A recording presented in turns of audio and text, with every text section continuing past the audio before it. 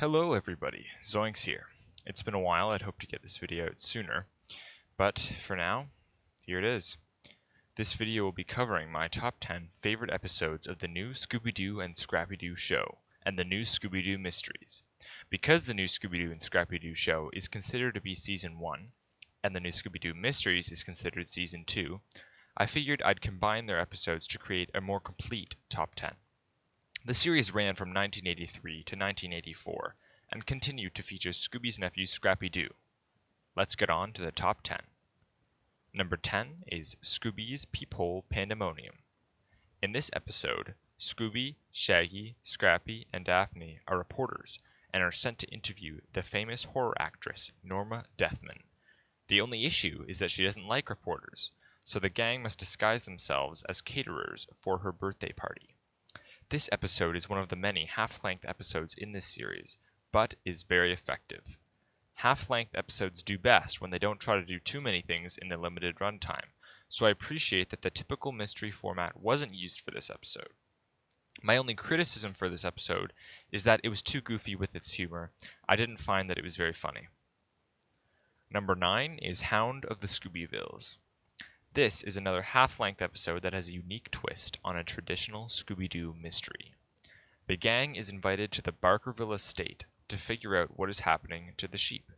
The country setting feels pretty lifeless, but the episode's intrigue is in how Scooby is believed to be the hound scaring all the sheep away. The townspeople turn on Scooby, and even their host, Mr. Barkerville, believes Scooby is the culprit. This is what provides a lot of the episode's intrigue, but unfortunately doesn't have enough going for it to compete with the episodes higher up. Number 8 is A Code in the Nose. This is another unique half-length episode. The spy known as Codefinger has stolen a government decoder, and the gang is tasked with finding it in a department store. The catch is that it's disguised as an ordinary appliance and only responds to a code phrase. This episode is the opposite of Scooby's Peephole Pandemonium. I find it to be very funny, but a little nonsensical. The best comedy bits are when the gang calls out the strange catchphrases to find the decoder, causing the people around them to be very confused. Codefinger is also a zany villain that totally fits the episode. Overall, I think the episode succeeds at what it is trying to do and captures the sense of goofy comedy that is missing from a lot of the episodes in this series. Number 7 is Wedding Bell Booze. We've now come to our first proper 20-minute episode on the list. In this episode, Shaggy's sister is getting married, but it is plagued by the ghost of Shaggy's ancestor, McBaggy Rogers. This is the first traditional mystery on the list, and a pretty consistent one at that. It has a lot of moving pieces, with Shaggy and Scooby's families being introduced, Shaggy's sister getting married, and the discovery of a family treasure that the ghost wants to grab for himself. All of these cause the mystery to be fairly compelling, but it can slow down a little too much at parts, and some of the antics that Shaggy and Scooby's families get up to feel redundant. Number 6 is Scooby a la mode. In this episode, the ghost of Chef Marat is scaring everyone away from a culinary school in Paris. I find that a culinary school is one of the best settings for a Scooby-Doo mystery. A lot of what I like from the Gourmet Ghost movie revolves around the setting, and this episode is no different. The mystery manages to feel complete with half the runtime of a usual episode, which is no easy feat. It's one of those episodes that feels all around strong, but nothing in particular really stands out. This factor stops it from making it any higher on my ranking. Number 5 is Where's Scooby-Doo? Now this is a Scooby-Doo episode that stands out. In this episode, Scooby goes missing, and the gang must track him down by talking to a bunch of suspicious characters. The way each scene is recreated by the characters' recollection of when they last saw Scooby is well done, and the train setting makes for a very compelling mystery. However, the episode fails to sustain the mystery so well established at the beginning, and the further I got to the end, the less I cared about the answer to the mystery.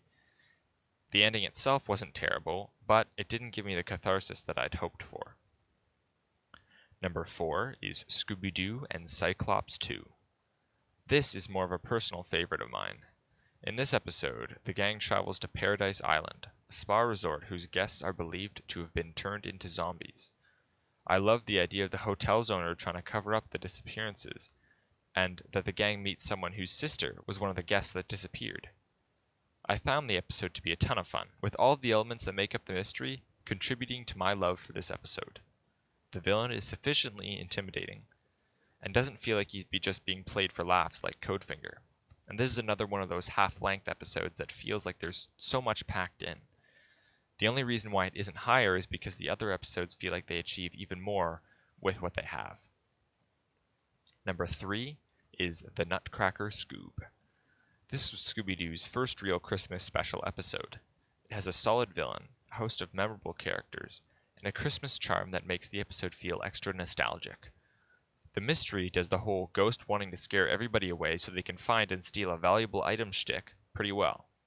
I'm not really sure why this episode sticks in my head more than the other full-length episodes, but I have a strong memory for parts like when the gang disguise themselves to sneak into Winslow Nickleby's home, the sleigh ride with the ghost, and the finale at the Christmas pageant. It's a solid episode by itself, but the Christmas aspect elevates it to top 3 status. Number 2 is Scooby's Gold Medal Gambit. This is my favorite half-length Scooby-Doo episode.